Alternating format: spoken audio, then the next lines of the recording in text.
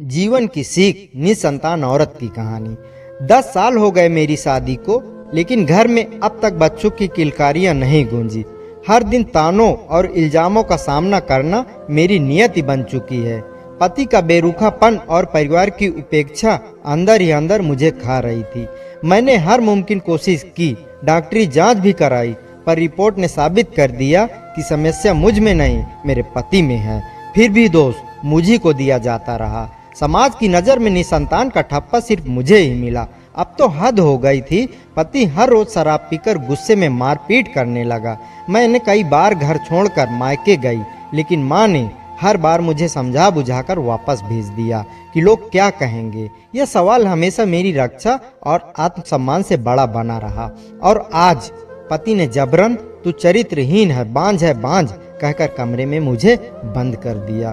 परिवार वाले भी अब तो हर रोज प्रताड़ित करने लगे।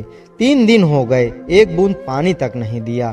बस अब और नहीं। इस बार मैंने ठान लिया था और नहीं सहूंगी। मैंने हमेशा के लिए इस घर को छोड़ने का फैसला किया और किसी तरह निकल आई उस जहन्नुम से। जब माँ के पास जाकर आप बीती सुनाई और कहा कि मैं वापस नहीं जाऊंगी, तो माँ ने पहली बार मेरा साथ दिया। ससुराल से धमकियां मिली, लेकिन मैंने डट कर सामना किया और आखिरकार तलाक हो गया। मैंने कोई मुआवजा नहीं मांगा, बस अपनी आज़ादी ली। आज 2 साल बीत गए। माँ ने बहुत समझाया, दूसरी शादी कर ले, सभी एक जैसे नहीं होते, पर मुझ में जो बीती सोचकर रोना आ जाता है।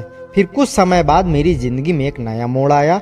किसी ने आगे बढ़कर मेरा हाथ थामा। कभी कोई शिकायत नहीं, सिर्फ खुशियां ही खुशियां होंगी, ऐसा दिलासा दिया।